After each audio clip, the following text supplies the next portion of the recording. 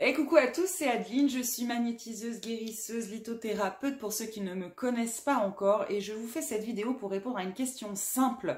Peut-on aider des gens qui ne nous en font pas la demande? Peut-on soigner sans le consentement d'une personne? Pouvons-nous le remettre dans des bonnes énergies sans qu'il nous l'ait demandé?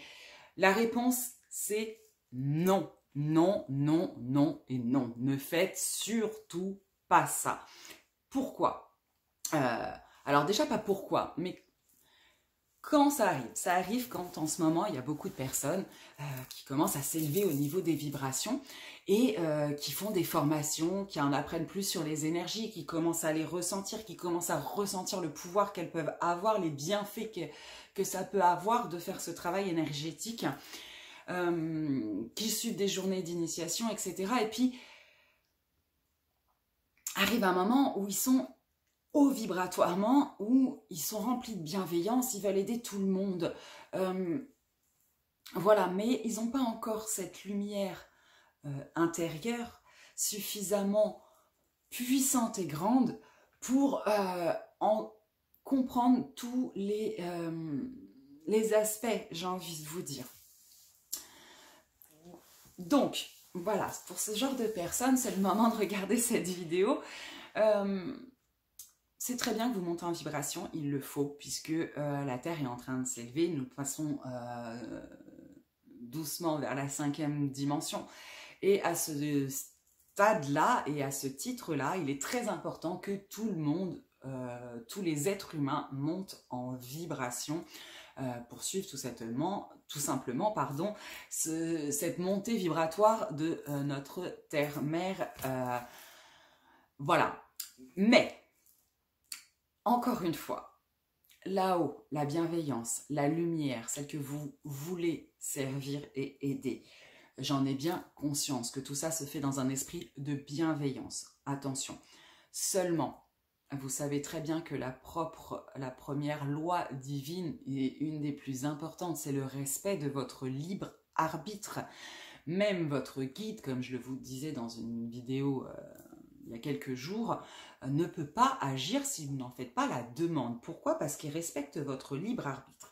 À ce titre, vous, moi, qui sommes-nous pour juger que nous avons le droit d'intervenir contre le libre arbitre de quelqu'un? C'est pas possible. Ça peut pas être au service de la lumière dans ces cas-là. Comprenez bien. Si on accepte que vous puissiez agir à distance sur des personnes qui ne vous en font pas la demande, qui ne sont même pas conscients que vous êtes en train d'agir sur eux, ok, vous êtes rempli de bonnes intentions, mais ça veut dire qu'on autorise aussi pour des gens qui sont remplis de mauvaises intentions. Attention, il y a des bonnes énergies, mais il y a également des mauvaises énergies, d'accord? À ce titre, vous n'êtes pas quelqu'un de malveillant, donc vous n'allez pas envoyer d'énergie sans qu'on vous le demande. Ça peut paraître cruel quand on a l'impression qu'un proche il est en train de dérailler, de prendre la mauvaise voie, être mal entouré, etc. Oui, c'est son chemin, c'est son choix. Qui sommes-nous, nous, pour décider, pour juger, parce que dans ce cas-là, c'est du jugement, que la vie de l'autre ou que la personne n'est pas bien ou prend une mauvaise tournure? D'accord? On n'a pas le droit de juger quand on est un être rempli de lumière. N'oubliez jamais ça. Vous devez accepter que certaines personnes n'en soient pas au même stade d'évolution que vous. Vous devez accepter que certaines personnes choisissent tout simplement une voie qui est peut-être moins lumineuse que la vôtre. Si vous êtes en train de vous élever spirituellement, vous devez avoir conscience ou peut-être avoir la croyance du karma, de la réincarnation et tout ça. À ce titre-là, vous savez que l'âme, avant de s'incarner dans notre corps, choisit un bon nombre d'épreuves, choisit quasiment toutes les épreuves de sa vie au moment où ça doit arriver. Dans un but justement d'apprentissage, de s'élever, parce qu'il n'y a que par l'apprentissage qu'on s'élève. Croyez-vous qu'aujourd'hui nous sommes dans la lumière, etc., sans avoir un jour testé l'ombre? Croyez-vous que dans n'importe quelle des incarnations, même quand il y avait 2000 ans et qu'on était en train d'embrocher sur des guerres assez barbares, vous n'avez jamais commis d'actes répréhensibles? Ben si, mais c'est de ça aussi que vous apprenez. Des fois, il faut expérimenter les côtés un peu plus sombres pour pouvoir expérimenter après la lumière. Il y a toujours une bonne raison. Vous n'avez pas à juger le désir d'incarnation de quelqu'un d'autre. Tout simplement. Quand c'est un proche qui est malade, qui est en train de mourir. Là, je sais que c'est très très compliqué. Et je suis passée par là également il n'y a pas si longtemps que ça. C'est très compliqué d'avoir conscience de plein de choses. D'essayer d'ouvrir les yeux à une personne qui est en fin de vie.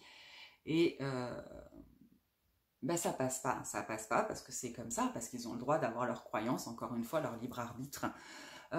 Et donc, vous ne pouvez qu'assister malheureusement à ce départ. Hein, on va appeler ça un départ.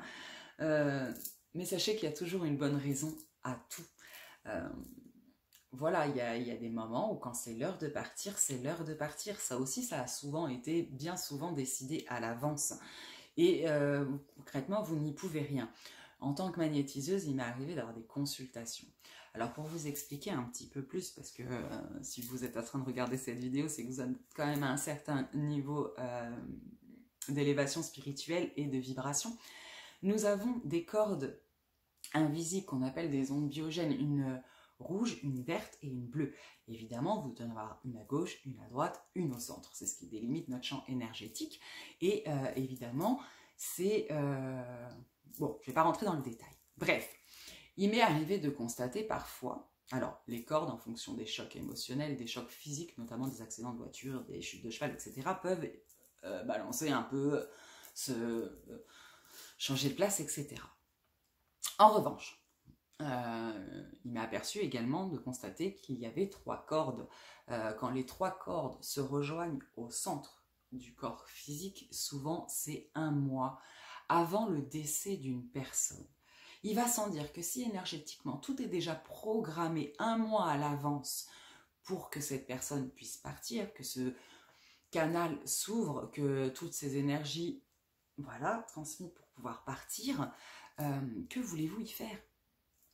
C'est comme ça, et vous allez essayer de les sauver sur quelque chose, ils vont être soignés par un médecin, ils vont voilà, et puis ils vont finir par tomber et se casser la colonne vertébrale ou la nuque dans leur...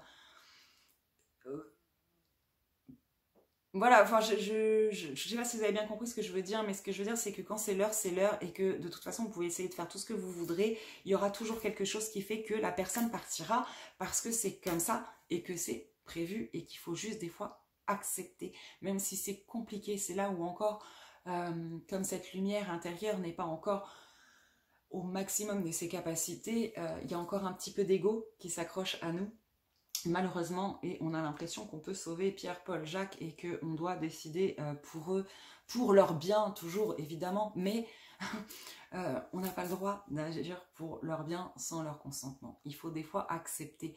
Ces personnes-là peuvent aussi avoir choisi ce karma parce qu'ils ont une dette, entre guillemets, karmique à payer. Vous n'avez pas le droit d'enlever la chance à cette âme de se racheter de son karma en vivant des épreuves dans cette vie-là. Encore une fois, c'est quelque chose de bien plus grand et de bien plus spirituel que vous ne pouvez croire. En tous les cas, laissez... voilà. Vous allez me dire, mais comment faire pour les aider alors? Parce que c'est quelqu'un que j'aime beaucoup et je suis pas...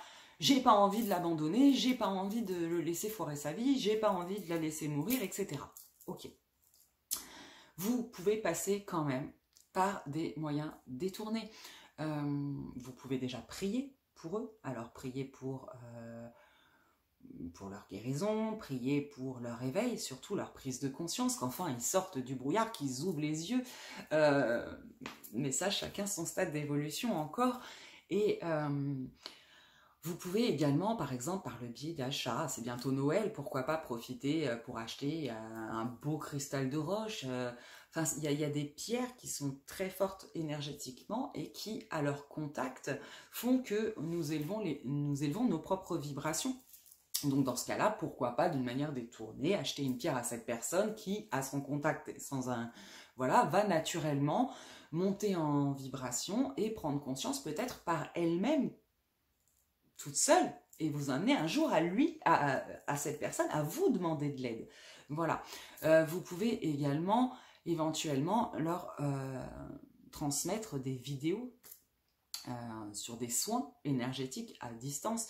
D'ailleurs, je vais en faire une juste après cette vidéo. Je vais vous faire ça, un soin énergétique à distance pour que on se remette tous dans des bonnes énergies. Encore une fois, vous pouvez envoyer cette vidéo à la personne, mais vous ne pourrez jamais l'obliger à la suivre, enfin à l'ouvrir déjà, et puis à la suivre et à rentrer profondément dans ce soin.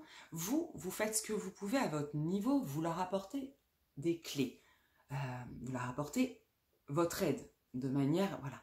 Après, la personne a son libre arbitre de prendre cette aide, qui lui est tendue, cette main qui lui est tendue, ou pas. Et ça, il faut vraiment que vous acceptiez ça, malheureusement. Pourquoi, en fait? Parce que, encore une fois, dans les énergies, tout est une question de vibration. Si vous commencez à vous inquiéter, à vous torturer l'esprit, à tourner en rond, psychologiquement pour aider quelqu'un. Déjà, vérifiez votre ancrage, petit conseil. Mais ensuite, vous baissez, vous, en vibration. Vous avez peur pour cette personne. Vous vous inquiétez. Vous commencez à avoir un esprit un petit peu obsessionnel.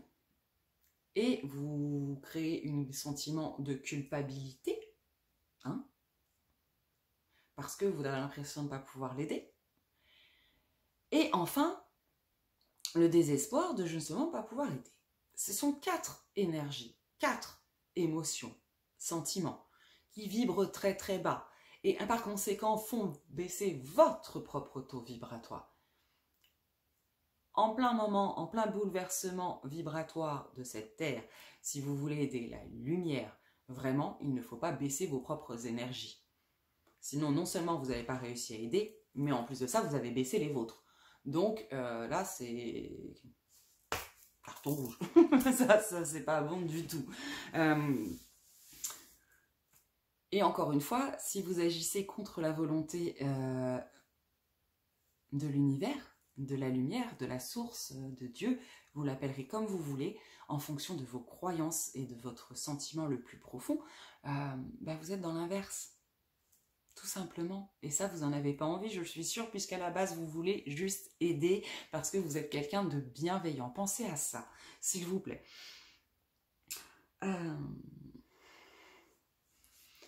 On m'a également demandé si on pouvait élever les vibrations de quelqu'un d'autre. Non, ça c'est tout à fait personnel. La capacité vibratoire de chacun est individuelle. Vous ne pouvez pas augmenter le taux vibratoire de quelqu'un comme ça. Encore une fois, si ce n'est par le remettre en place énergétiquement, mais s'il ne le demande pas, vous ne pouvez pas. Donc voilà, si par les pierres, comme je vous disais tout à l'heure, de manière détournée. Mais voilà, la capacité vibratoire de chacun dépend de lui-même. Hein. On a tous des capacités vibratoires différentes et on a tous envie surtout et un cheminement différent. Encore une fois, acceptez s'il vous plaît votre voisin, ne le jugez pas. Si vous jugez, vous n'êtes plus dans la lumière. À partir du moment où vous émettez un jugement sur la vie de tel ou un tel, est-ce qu'il prend le bon chemin, est-ce qu'il ne prend pas le bon chemin, c'est que vous émettez un jugement. Donc, vous n'êtes pas dans l'énergie du cœur, de l'amour inconditionnel.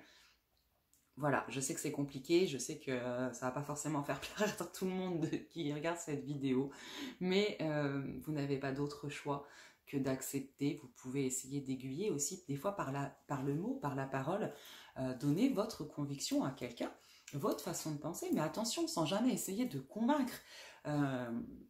Voilà, peut-être que ça laissera une petite brèche dans sa tête et puis que ça l'amènera à la réflexion et peut-être à vous demander encore une fois de l'aide plus tard. Écoutez, j'espère que cette vidéo aura aiguillé, vous aura aidé en tout cas. Je vous fais des gros bisous. Gardez la foi, plein de lumière à vous.